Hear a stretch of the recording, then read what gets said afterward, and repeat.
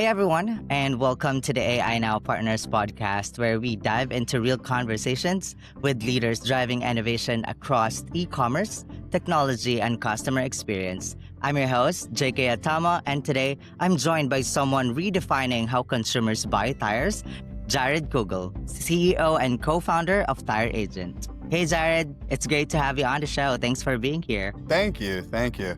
I really appreciate you having me. Well, we're really looking forward to hearing your story and the evolution of Tire Agent. Well, to start off, could you share a bit about your background and how your journey led to founding Tire Agent? Yeah. So it's a few different things. So my family has been in the tire industry for about decades.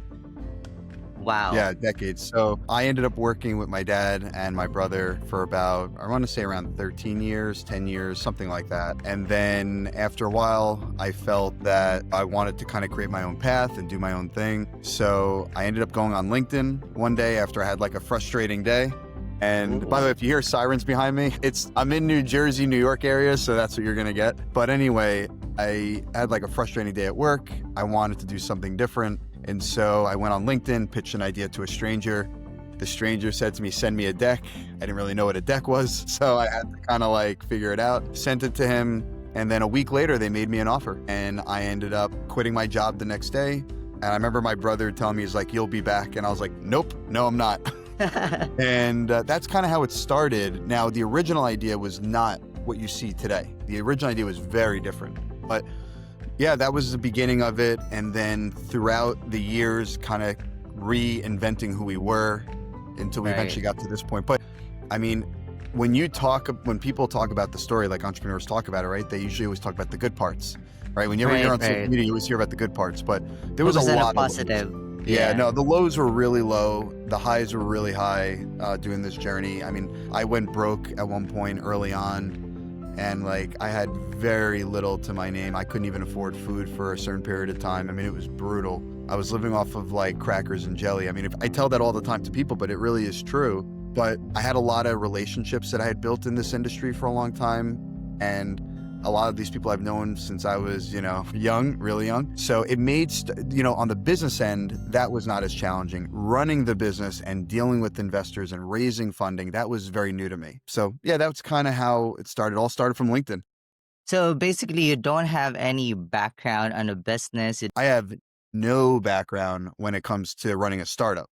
Like, this was by far my first startup of this magnitude. I come from a very like old school type of family. We had distribution centers, we had retail businesses, but I didn't have like a business like this. I came into this brand new. That's why my learning curve was so high, because when I started in, I think it was June 2017 or that summer 2017, I went into this completely cold. And so what had happened was I kind of had to teach myself. We didn't really start the Tire Agent today until really September 2019. So there's like almost a 2-year gap 2 years, yeah. in which I basically kept reinventing myself constantly. And I had to keep thinking like, what should I move into? What should I gravitate to? And I just kept like thinking about my experience with my, working in distribution and working in, wholesale, and what I used to hear from people. And that's kind of how it molded what I knew was going to be really what we have today.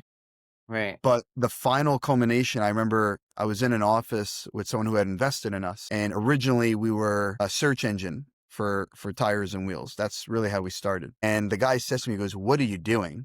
I was like, what do you mean? He goes, you don't know anything about being a search engine. I was like, yeah, that's true. I know nothing about it. And he said to me, he goes, why don't you just sell tires? That's what you know. And I was like, wow, that is actually incredibly true. That is what I know. And that's kind of how I molded it. So this is after we got investment. That person said that to me. And yeah, and that's really why I am what I am today. I mean, it's that kind of like, it was like somebody kind of like slapping the sense into you, like, That's like right. that's basically what happened. He said to me, he says, you don't know anything about running a search engine. And what am I going to argue with? I don't. So that's kind of what happened. Well, you just said like, you know what, you're right. But that actually opened a new opportunity for you to start, selling the tire. And actually, that's a great origin story. And it's clear your experience in the tire world really, shape you, Well, how you approach building tire agent. what's interesting is I was thinking about this like a couple of years ago, and I actually had the idea for Tire Agent way long time ago. I just forgot about it. I actually had Oh, this idea for Tire Agent like originally when I want to say 15 years ago. wow. Not exactly to what it is now, but Mm-hmm. like Yeah, kind of. yeah. But the And I idea, never Yeah, yeah, like the general landscape. I had that idea like 15 years ago. And I think on and off I kind of remembered, but I never really like dove into it. But yeah, and then I just kind of got away from it when I was starting Tyrogen originally, and then now it's full circle to where it is now, which is great because that's obviously what worked, right? So, but to what you said before, whenever I'm talking to startups mm-hmm. and founders, I always tell people you want to go into a business that that you're a domain expert in. Don't do something you don't know. Do something that you do know. I started, the tire agent today that you know of, I did it on my own by myself originally. And the one you see today. And it was a lot of learning curves, and being a solo founder is very difficult. So I had to kind of like teach myself on the fly. I had advisors and I Mm-hmm. had people that knew, that kind of guided me a bit, but I learned a lot on my own. I had to really like study like a student different Mm-hmm. topics because I didn't know anything about e-commerce really that much. And I didn't know anything about all the different aspects of what e-commerce is today because e-commerce is so many different aspects, right? You have fulfillment, you have Right. marketing, you have retention, you have user experience. And so I'm constantly just like teaching myself all the time. Well, that's really great. And with all those years, I want to kind of zoom out and talk about how the industry itself has been, changing on your perspective.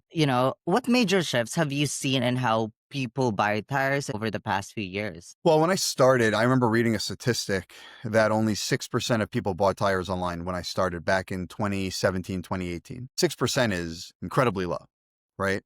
But That's what that right. tells me is there's a lot of runway to go, right? If only 6% is doing it now, there's a lot of room to grow into. I saw another statistic more recently that it's like 16% today, 16 to 17%. In Europe, it's a lot more. I mean, when I researched it years ago, I think it was around like 25 in Europe. You're going to see the purchasing experience, you're going to see the purchasing habits of customers continue to grow online. Like that will happen. The challenge is throughout the years, the user patterns have changed, right? Because the vehicles, the types of customers that are buying online has changed, marketing has changed, the rules have changed. So a lot of things are different today that were not different when I first started. Now we're a lot smarter. We built out a lot of really great marketing tech to account for a lot of the changes, which is great and it's working, and that's why we've become successful. But I would say, just like to directly answer your question, I think the market has grown online for Mm-hmm. sure. I don't think there's even a doubt on that. I think Right. the industry that I'm in is now starting to adapt to it, which was not the case years ago. The consumer behavior is changing in terms of what people are buying. So I think originally when people were buying online, it was mostly just like the enthusiasts and only the price shoppers. I Right. think today you get a lot more mainstream people, right? You get a lot of more regular people that are just doing their research and they're like, oh, they have the availability, so let me do it. Now, what's been a little bit more challenging, not for me, but it's been challenging, Mm-hmm. I think, for the landscape is the number of distributors, in my case, have shrunk. Okay. It has not affected me. I've been in the industry long enough. I have a lot of connections. We also have a different business model. So it's a little bit different. But so the reason why I'm bringing that up is because Mm-hmm. the selection of tires per market is more narrow than it was years ago. So because the selection of where the retailer gets it from is more narrow, online becomes more attractive, right? Because now there's more availability online than there was in brick and mortar. So in that aspect, I think it's helping someone like myself, because customers at the end of the day, they want choice. They want the power of choice. Options of, and by the way, tires are they're a weird category because because you have functionality Mm-hmm. that's baked into it. You have fuel efficiency plays a part, and then you have the design. And so a customer, there's no telling what that customer wants to solve for ahead of time, right? Are they Right. looking for a cool design? Are they looking for a gas efficiency? Are they looking for features and benefits? I mean, technically fuel efficiency is a feature and benefit, but like it goes a lot more nuanced than that. So optionality is huge if you're a retailer. So that's why I think online is becoming a lot more prevalent today. Yeah, right. And you're Sorry for right. the No worries. Well, I agree that consumer behavior is really changing fast, yeah, especially when it comes to convenience and trust and, for sure. balancing technology and customer connection seems to be a key theme as well for that. And the next question I have is, how do you approach that balance at Tire Agent, like combining technology and financing tools with real human connection and customer experience? Yeah, I mean, for one, I pride myself on customer service, right? So, like, if you do your research on us, I mean, you see a lot of Yeah. great reviews. We teach our customer service agents to never rush a customer off the phone. It is totally common to see a customer with one of our agents for 20, 30 minutes on the phone. That is very common. We do not rush people at all. I mean, that's very important to me because the last thing you want is you don't want a customer to have buyer's remorse. You want them to feel great about the purchase. Our cancellation rate is incredibly low because of that. Our return rate is incredibly low. So for the most part, like we do a really great job in that standpoint. Now we do use AI, and I have to mention it since you are an AI company. We do Right. use AI, but we don't use AI to talk to customers. We use them to help train our people. We use them to help make the customer service experience better. But we still have live people answering the phones. And Well, I that's was just great. telling someone the other day, like, could that change? Yeah, it could change, but I never want to take away that relationship. Like I have not seen AI technology yet that I feel like bridges that gap. Where we That may personal be connection. correct, where we may be years from now, I have no idea. But where we are today, I have not seen that. So, and I'm not willing to sacrifice that. And because the relationship between us and the customer is so important that I am so hyper picky. So when I get pitched all the time on services, right? Like on a regular Right. basis, multiple times a day. You show me something that makes me feel like the customer is being heard, I will buy into it. I have yet to see that today. So right now that's where we stand. But we invest a lot in AI, whether it comes to marketing, whether it comes to making our customer service agents, yeah, their life a lot easier, whether it's training. We love the training aspect because I think that is where it's perfect. But that's where we kind of stop it. And then in terms of relationship management, I read the reviews that come in. If a review is bad, I act on it. I take them very seriously. This company was built on customer feedback and will continue to grow because of customer feedback. Well, that's really a smart approach. And it shows how technology, when used the right way, Yep. can make buying tires feels a lot more personal. And I want to talk about the industry side for a second. What challenges or opportunities are you seeing in the broader e-commerce or automotive retail space right now? Yep. I think ours is a lot different. Like, I really believe in the methodology and the ideology that you want to control the business. You don't want the business to control you. And what that means is I don't want the business to grow so fast that I lose track of everything, right? So we have a lot of checks and balances in place. And what I do is every time something affects the business in a negative way, I Right. solve it.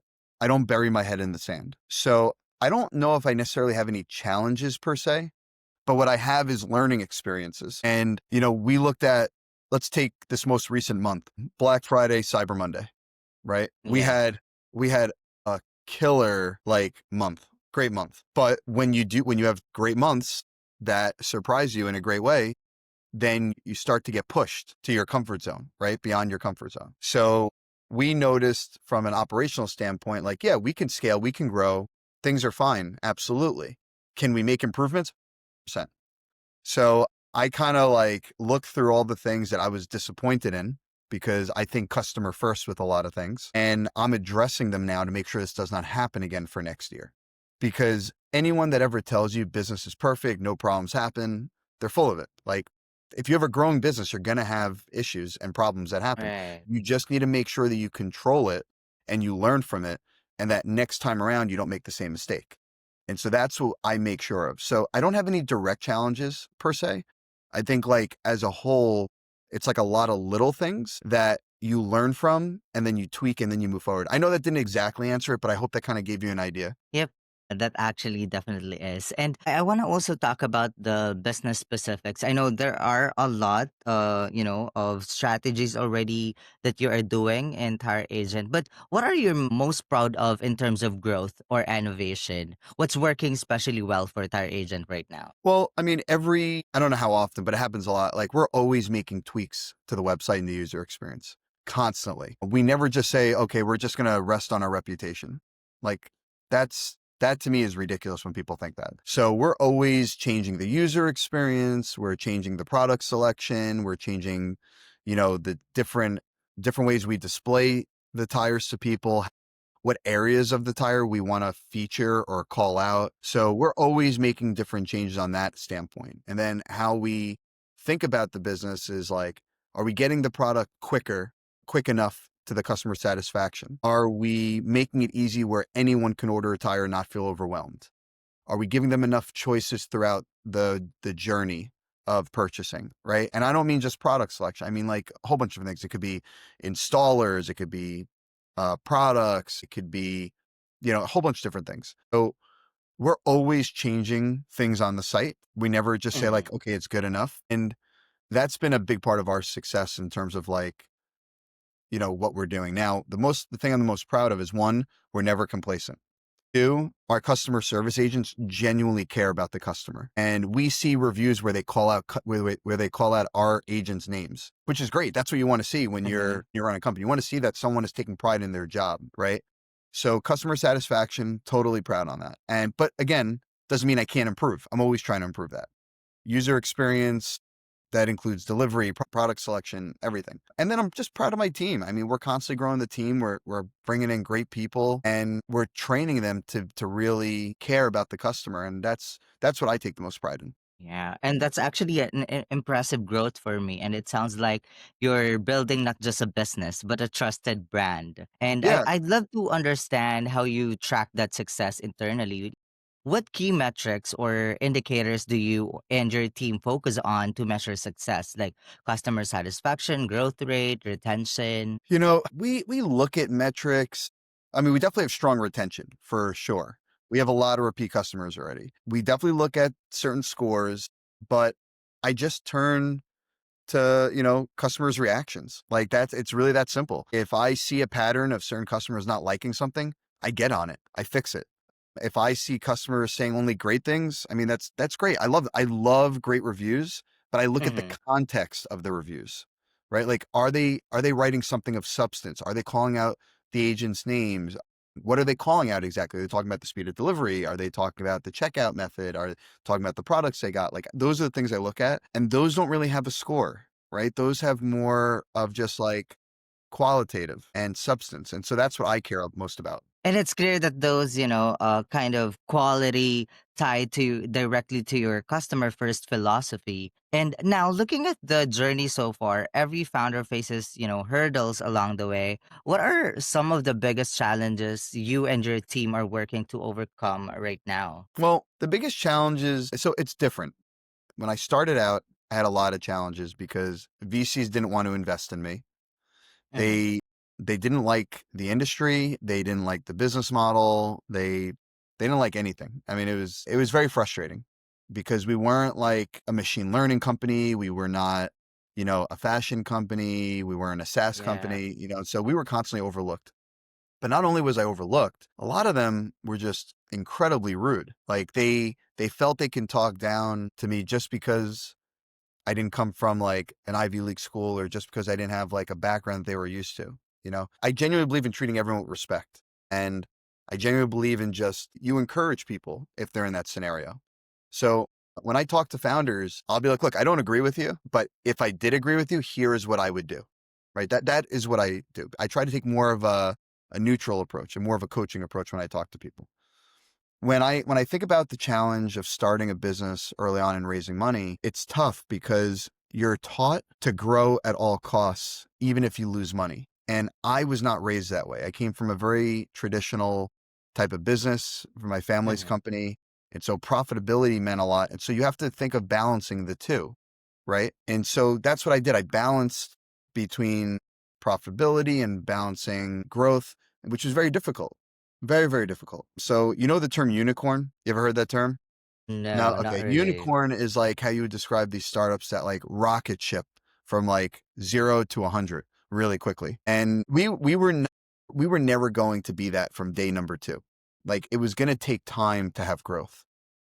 And explaining to people that, hey, look, I'm not that type of founder that's going to become $1 billion company in 2 years and sell you on a pipe dream.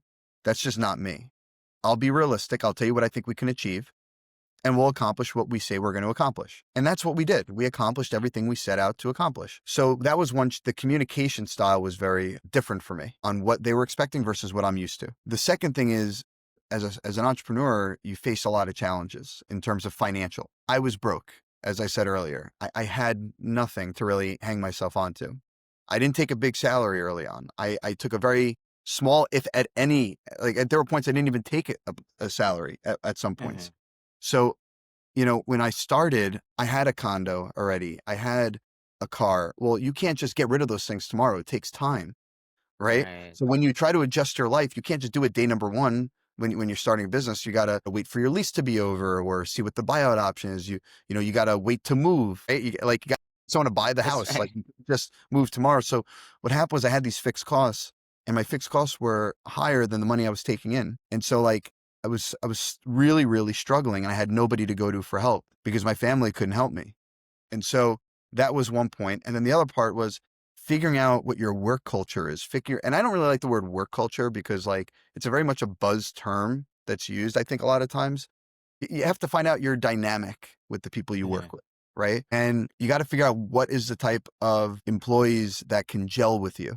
You're right. Because chemistry and camaraderie and being on the same page is so important, right? Like you don't have to be best friends with the people you work with, but you got to make sure that you have synergy, that you're moving in the same direction, that when you have an idea about the business, the other person agrees with you, right? So when I talk about like make sure your personality is the same, I don't mean like you have to be the same person. I don't mean you have to even like the person, but it helps. It helps if you love the person, right? It helps if you're a friend, but more importantly, you want someone who's bought into the vision of what you're building and the vision of the business model. And if you agree on growth versus profitability, if you agree, different things like that is what's important, right? Because like my employees are all very different. Like we're not the same. We're all very different. And that's great. Like you want to have people that can challenge you at times, but you want to be able to move in the same direction. You don't want to be say you believe in this and they believe in that, right? And I'm talking about the direction of the business. Like you want to be Right. aligned. And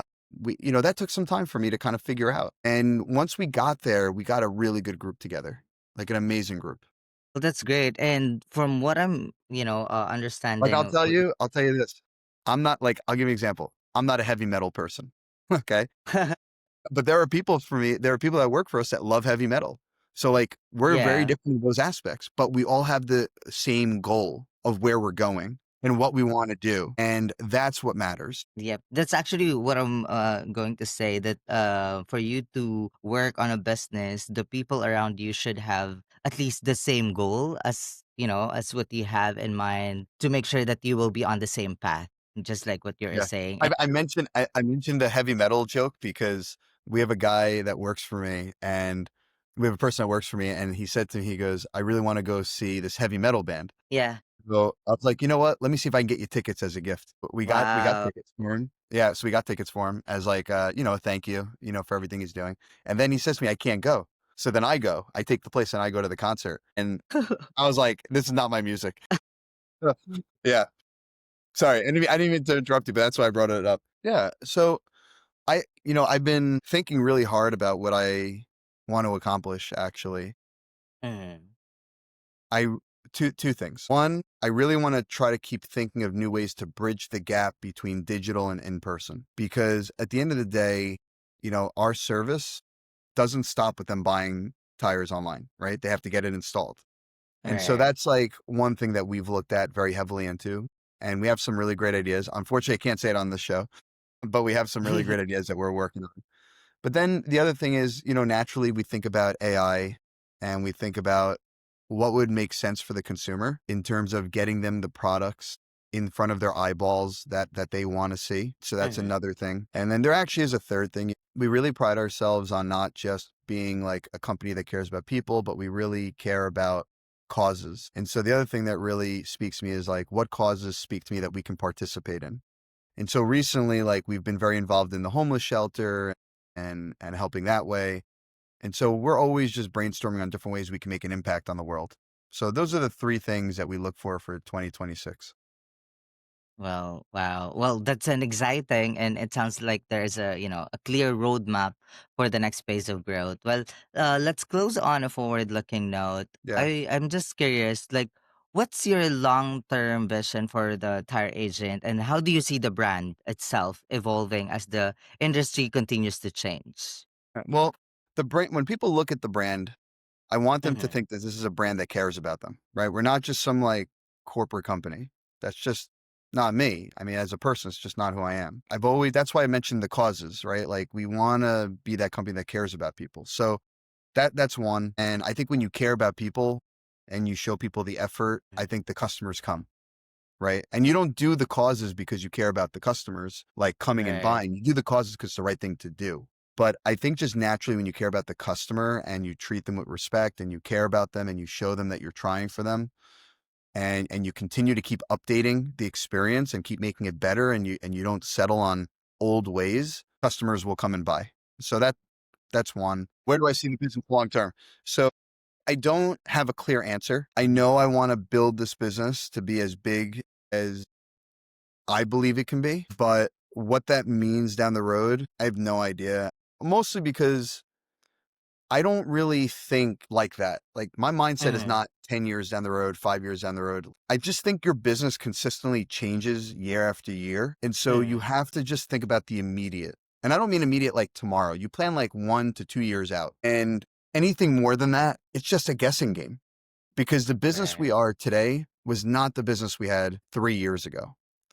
And the business we're going to have next year, based on the plans we have some really cool changes. So chances are it's going to be like another change in a good way, not a bad way, a good way. So like we're constantly making new iterations to our business, but Right. we also adapt to the economy, to consumer behavior, to the industry. And I just keep an open mind. So when people ask me like, what do you plan to do 5, 10 years from now? I'm like, I don't know, because I take it 1 year, 2 year at a time max. And then from there, I plan accordingly. Well, 100%. Jared, this has been such an insightful conversation. Well, I appreciate you taking the time to share your journey and the innovation happening at Tire Agent. By the way, for sure, a lot of people will be, curious on where they can find you online. And can you tell us where people Yeah, can a find you? 100% LinkedIn is the best way. I post often. I'm very active. So yeah, come find me on LinkedIn under Jared Kugel. Perfect. We'll surely add that on our show notes. Well, thank Yeah, you again, Jared. and if they can't find me that way, they can always find me on Tire Agent, on the LinkedIn Tire Agent page. They can reach out and so forth. But yeah, finding me there is the best way. And thank you so much for having me. This is a great conversation. I love this topic. Thank you so much. Take care.